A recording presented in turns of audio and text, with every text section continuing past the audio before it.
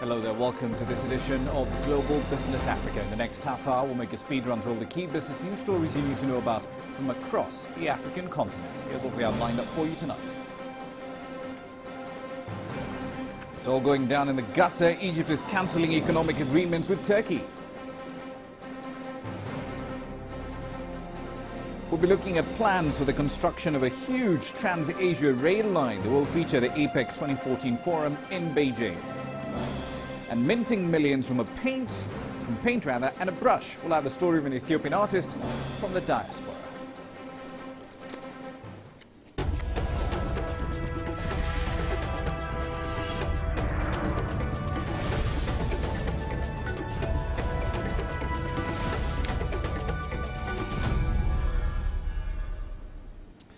Let's start tonight up north in Egypt, with reports that the country has cancelled all economic deals with Turkey, which was signed during Mohamed Morsi's time in office. Now, that move effectively affects 27 different agreements in fields as diverse as rail transports to shipping, and are all meant to be in effect through to March next year. As far as Turkey is concerned, it doesn't consider Egypt to have a legitimate government. CCTV's Yasser Hakim has more from Cairo. It has been coming. Since the ouster of former President Mohamed Morsi, his close ally, Turkish Premier Tayyip Erdogan, launched a fierce war of words on the Egyptian leadership that led to a diplomatic crisis. Following huge public pressure on the government, it froze all trade agreements with Turkey signed during Morsi's presidency. There were 27 trading agreements, but the biggest blow was a trade transit agreement which significantly quickened the route and reduced the cost of shipping Turkish products to the rich Gulf area through Egypt. On the whole, Turkey benefited much more from these deals. According to Prime Minister Ibrahim Mahlib, Egypt received only $13 million in 3 years from the deal known as the Ro-Ro. It didn't even cover expenses. He made it clear, however, that the Ro-Ro is not cancelled, only that Egypt will not renew it when it expires in March 2015.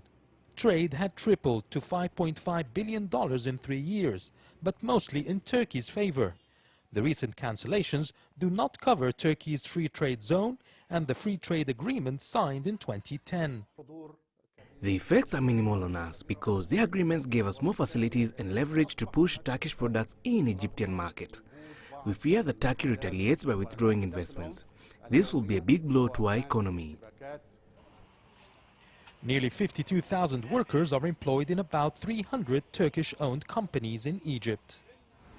In 2012, there were plans to increase trade from $4 billion to $10 billion in 5 years. The latest political tensions have significantly slowed down the process. What once looked like a promising relationship is now on the verge of a bitter breakup. Yasser Hakim for CCTV, Cairo. On to East Africa now. 15 years after it got its first operating license, Safaricom remains so far the only profitable mobile service provider in Kenya. On the 4th of November, it released another set of record-breaking half-year profits. Its CEO was here last night. Its main competitors in East Africa's biggest economy, however, still lag far behind. France Telecom's Orange brand has sought repeated shareholder loans, and it's losing money pretty much like Airtel, which is also running a loss-making operation. Was this the kind of market policymakers envisioned when this sector was liberalized way back in 1998? That's a question I put to the former PS in the Information Ministry, Dr. Bitang Ndemo, in a wide-ranging conversation earlier today. I wouldn't fault Safaricom for making money. I think they've done well in terms of forward planning, in terms of predicting the market. I remember when the 3G licenses was coming, I practically told each one of them and said, without 3G, you will be killed. And indeed, one of them didn't even bother to go for the 3G. And my prediction was right, that they did not run with Safaricom.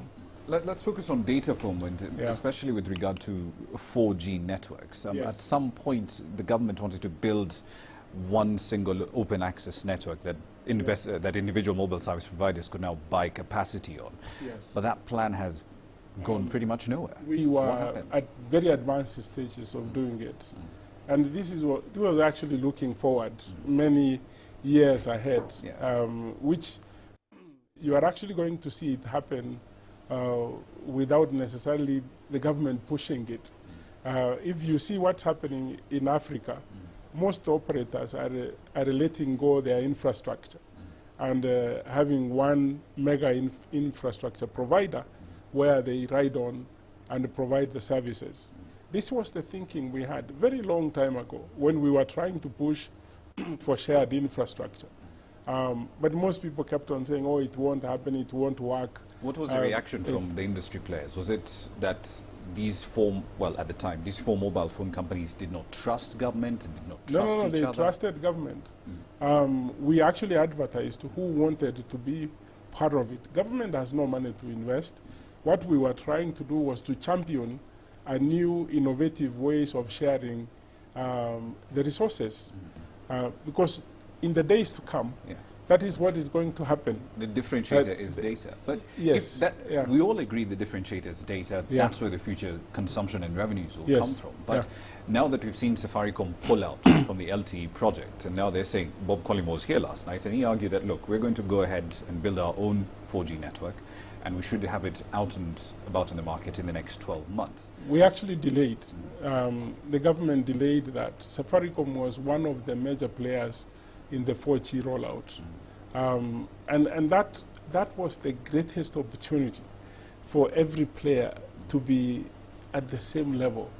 But I don't know what happened. I think that's when we left the office and we left it with a new administration, and hopefully they could have championed for that.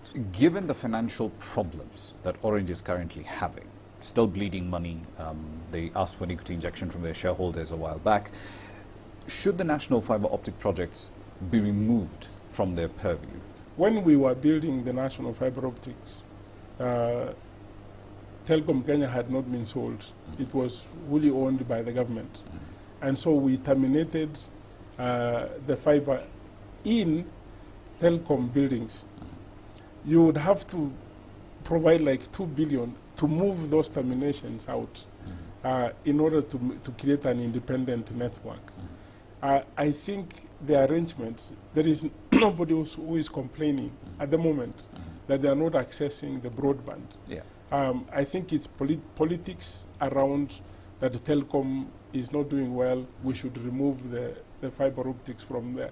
No, but nobody I mean, has in complained. their defense, though, I mean, Yeah. if you've got a company that's obviously A, not making money, B, constantly coming back to shareholders and saying, give us more cash, Yeah, yeah. and at the end of the day, it doesn't seem to But be are you expanding its complaining market about share. the service? Well, not yet. Yeah, nobody's complaining. Safaricom uses the network. Several other players uses the network. Nobody's complaining about it. The moment you start saying, let's remove it, it's actually going to be expensive to the consumer. So we should agree with them that we keep on seeing the prices going down Yeah. as more people begin to use the service. My conversation earlier with Dr. Bitangen Demo, the former PS in the Information Ministry here in Kenya. Let's take it to West Africa now. Senegal's economy could attain growth levels of between 7 and 8% if you see more investment going into its mining sector. Now, to that end, President Macky Sall wants stakeholders to mobilize resources to invest in a variety of enterprises and hopefully create jobs. He made those comments when addressing this year's International Mining Conference in the capital, Dakar. The three-day event started on Tuesday. It aims to make the mining sector an engine for future growth. Over 700 participants from over 30 countries are at the event. The mining sector is among the 6 top priority sectors of the Senegal Emergence Plan. This plan will allow us to achieve growth levels of between 7 to 8% going forward. The Senegalese government has identified the mining sector as a key engine for growth which will create jobs and create revenues for the country. I am urging all stakeholders to mobilize resources so that we can uplift the mining sector. I think it's important to be here because it's a good way to meet the important people in the mining industry around West Africa. And we are here to seek for a partnership and customer to develop our activity in West Africa, and especially in Senegal, because it's the next country to be able to promote imported project in the mining. We're specialized in the supplies of vehicles and spare parts to mining companies in Western Africa. And for that reason, we visit a lot of events like this. Because we can visit our customers and work on some new leads and prospects as well. So it is very important for us. And Senegal is an upcoming country when it comes to mining. So we believe in the future in Senegal. Now, the South Africa's power sector does remain very much in the spotlight, with the national utility Eskom warning that power supplies are on a knife's edge. Teams are still frantically working to repair the damaged coal storage silo at the 3.6 gigawatt Majuba power station. That lost nearly 70% of its generation capacity when the silo collapsed earlier this week. In the meantime, though, other energy sources are now starting to look a little more attractive. One sector that's been waiting patiently in the wings is that of shale gas. On Wednesday, Royal Dutch Shell urged South Africa's government to decide whether or not to approve its application to explore for shale gas in the Karoo. It's a semi-desert region that may contain some of the world's biggest reserves of shale gas. Shell's application in early 2011 for an exploration license in the same region, however, caused quite the uproar, especially from environmental groups, and led to a moratorium on the issuing of permits. Angela Coppola has more. Some companies have been in discussion with government departments for more than 6 years now about developing a framework to explore the Karoo area for shale gas. It appears that their patience is running thin. My sense is that some companies will end up saying, you know what, can't we find better countries where we could do this much quicker?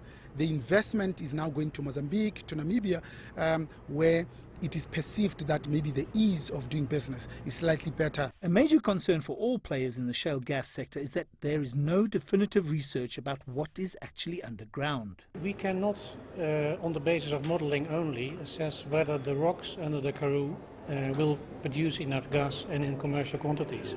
We need to drill wells for that. Exploration wells they're called, and we may actually drill, we call appraisal wells thereafter, to actually check whether we can get flow out of these wells for sufficient quantity of time. While everyone holds their breath that the Minister of Mineral Resources awards the necessary licenses in July next year, as he promised, it's about politics and the environmental issues. So there remains a danger that nothing will be done, and the possibility of a huge gas find goes undetected. We will forever say we thought we had gas in the Karoo, but nobody was encouraged to go and actually definitively find out whether there is indeed shale gas. Does it flow in sufficient quantities to be economically viable, so that we use this gas really as a game changer to address the trilemma of challenges that are keeping us awake at night. While most industry executives in the oil and gas sector will tell you that 5 years from issuing a license to actually drilling for shale gas is not a long time, in South Africa we have a different situation. We don't have any regulatory certainty here yet because there's no legislation, and this is worrying industry players. In the meantime, though, government is forging ahead with a nuclear build program, while gas as a potential energy source sits in the background. I'm Angelo Coppola for CCTV in Johannesburg. Quick run through the markets here for you. Another day full of red ink right across the board, except really for the JSE, and you can't really call that a gain. 0.06% high in the all-share index. Every other single bourse that we do track, end of the day in the red. The Nigerian all-share index, of course, leading the charge there, down by over 200 basis points.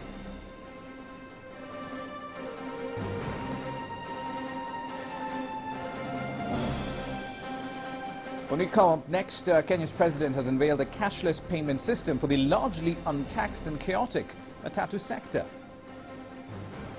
And we'll be looking at plans for an enormous Trans-Asia rail line. They're going to be revealed at the APEC 2014 forum in Beijing. There's plenty coming up. Keep it with CCTV Africa. Africa is on the move. It's home to 7 of the world's 10 fastest growing economies. We help you make sense of the fast-changing African business landscape. We take you where the business is happening.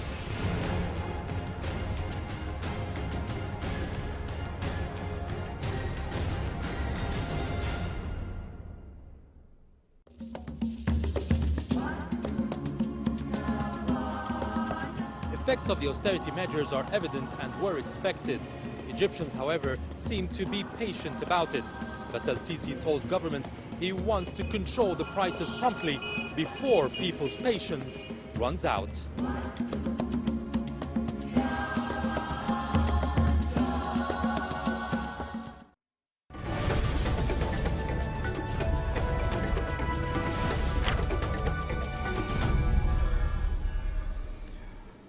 Welcome back to the program. You're watching Global Business Africa from the Kenyan capital, Nairobi. Let's take you to East Africa. Kenya's president officially launched a cashless payment system for public service vehicles today. If implemented according to plan, which is no easy task as you're about to see, the system should enable the state to tap into a largely untaxed source of revenue. As Voldy Karelsa reports, passengers will now be able to pay for their fares using prepaid cards. Kenyan President Uhuru Kenyatta on Wednesday ditched his presidential escort for a simple bus ride. Using his newly acquired Safaricom's My 1963 card, Kenyatta paid for his fare. Kenya's government has been trying to get a slice of the lucrative bus industry that rakes in more than $4 million in daily revenue. It has, however, remained largely untaxed following poor structures in various bus associations.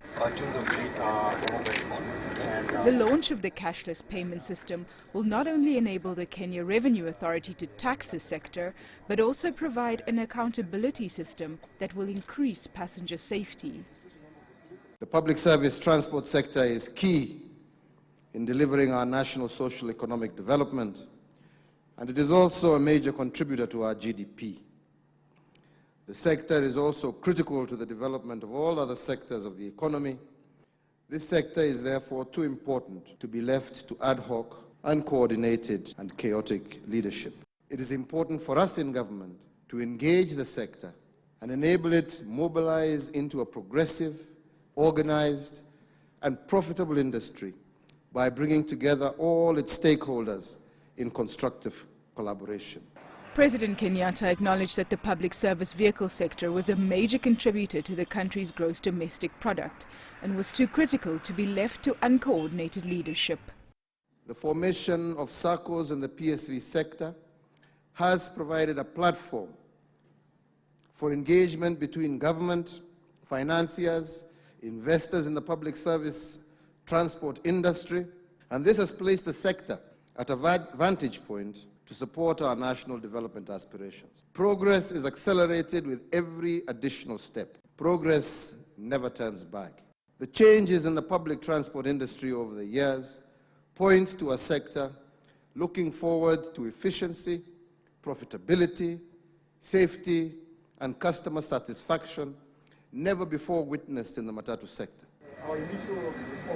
Kenya's largest telecom operator, Safaricom, which posted a 32.7% jump in pre-tax profit in its half-year earnings, has been diversifying its sources of revenue from traditional voice and data, following competition from rivals. Voldy Karelsa, CCTV. Let's head over to China now. Leaders from around the world have flown into Beijing for the Asian Pacific Economics Cooperation, or APEC, forum. In future, however, some of them, especially those from Asia, will have to fly in, at least if a Trans-Asian rail line is finally built. The completion of such a project would reflect efforts to make it a lot easier to move both goods and labour across the region. Liu Xing reports. Growing international trade calls for more efficient means of transport. The concept of Trans-Asian Railway was first raised in the 1960s, but was not pushed along until 2006, when 18 countries in Asia signed the Intergovernmental Agreement on building such a network. The project falls under the framework of the UN Economic and Social Commission for the Asia-Pacific region. 34 countries will be connected by 4 railway lines running through Asia, with a total length of 81,000 kilometers. Professor Wu Jianhong from Beijing Jiaotong University has been studying this massive project for many years. He calls this the new Silk Road on rail. The Trans-Asian Railway is an important means of connection for countries in Asia, especially for those who are landlocked.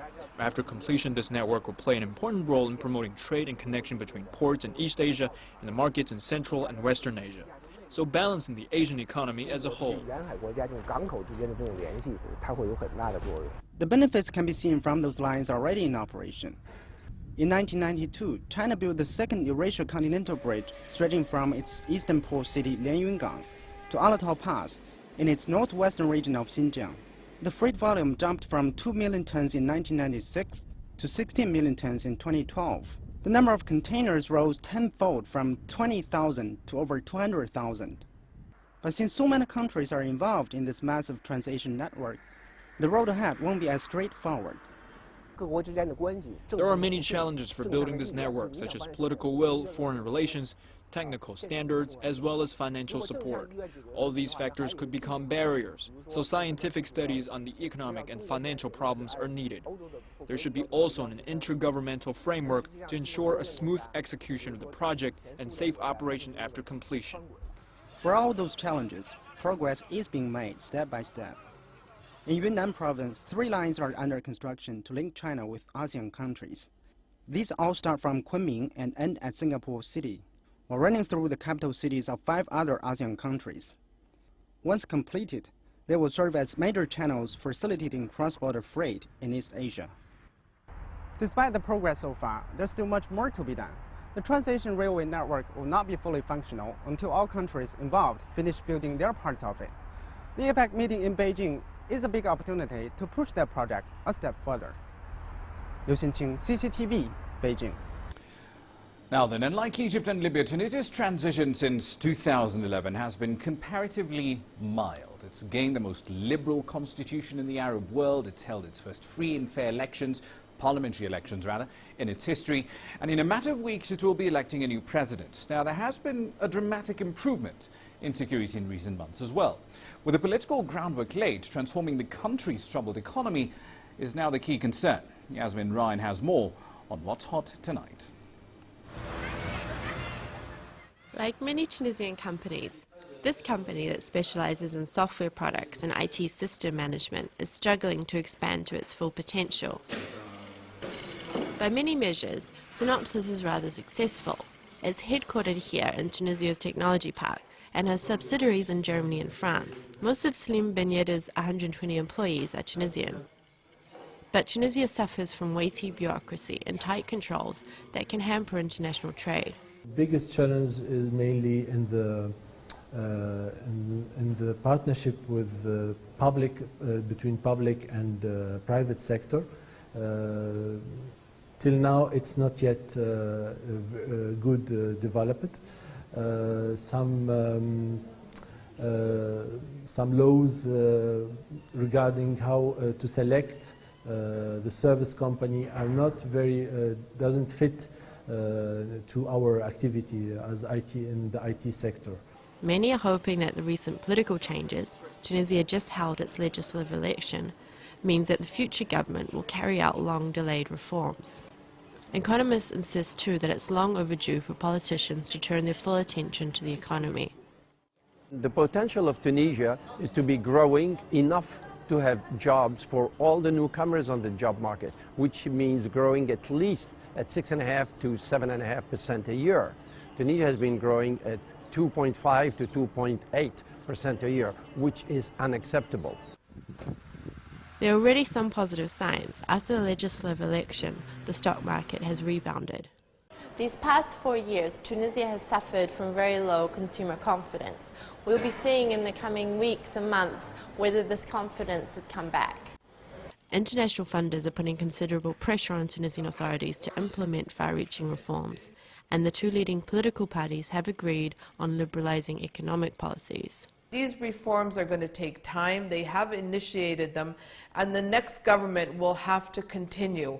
It takes time to move from talk to action, and then when you're moving towards the action, then to see the results of the action will take even, in some cases, up to a decade. There are concerns that liberalizing the economy might increase rather than decrease unemployment, and the future government will need to balance the need to help address marginalization with any changes.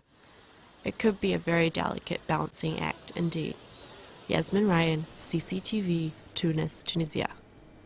Quick run through commodity prices for you. Of course, the narrative is pretty much what we've been looking at for the last couple of months now, especially with regard to rampaging dollar strength. It's battering commodities across the board, and it's just one factor. In some of these cases, crude oil, of course, is still plunging down, 82.22, one of the more recent numbers on the board for you, and the effect is right across the board. Cocoa as well, also taking quite the hit.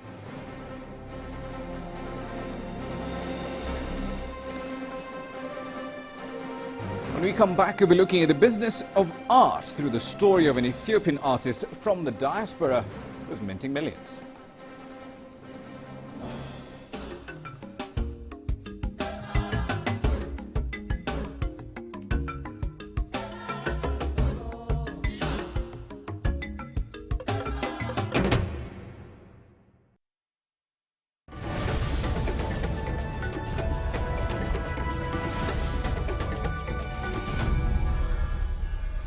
Welcome back to the program. Now, until recently, if you happen to be in Ethiopia, you'd probably hear a phrase along the lines of, you can't have art baking bread for an artist in that country, let alone making him or her a multi-millionaire. That perception, however, is changing thanks to Tesfaye Hiwot, an artist who returned from the US to promote and sell Ethiopian art.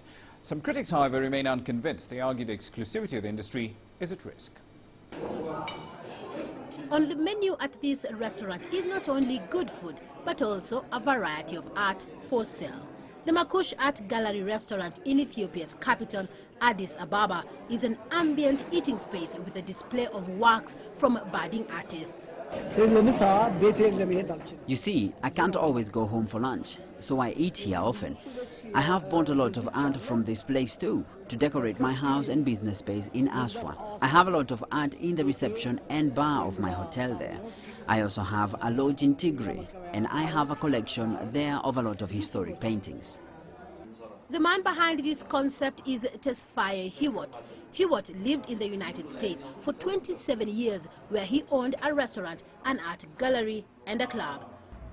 It was a very tough situation when we started 12 years ago. We used to go to all places and studios and collect paintings. Now, since we have grown, we don't go to the artists. It's the artists themselves who come to us. If it is a new artist, we ask them to bring at least 4 paintings, and we will take it to our gallery if it is a good painting. That's how we have grown over the past 12 years. Today we have almost 650 paintings and 70 artists. When he first opened Makush, Hiwot says more than 80% of his customers were tourists and foreign expatriates. However, that has changed dramatically in the last 5 years, and more Ethiopians are buying art. Artists in the capital are also reaping the benefits. Artist Atikilit Asefa moved from a house he struggled to pay $25 every month to a $1,000 villa in the Addis suburbs. Previously, it was very tough being an artist here, meaning that you couldn't live on art alone. No one bought art even if you displayed your paintings at exhibitions. It was very difficult even to buy the necessary inks and so on. Everything changed after galleries like Makush came to the scene.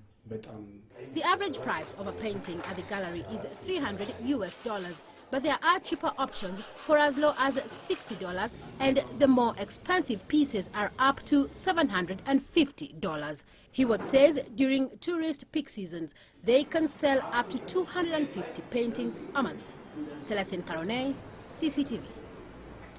That's how we wrap up this edition of Global Business Africa. Thank you so much for watching. Do send your feedback on the program to globalbusinessafrica@cctv.com. And of course, Facebook and Twitter, your ports of call when we're not on the airwaves. We'll see you tomorrow. Thank you for watching. I'm Ramanya.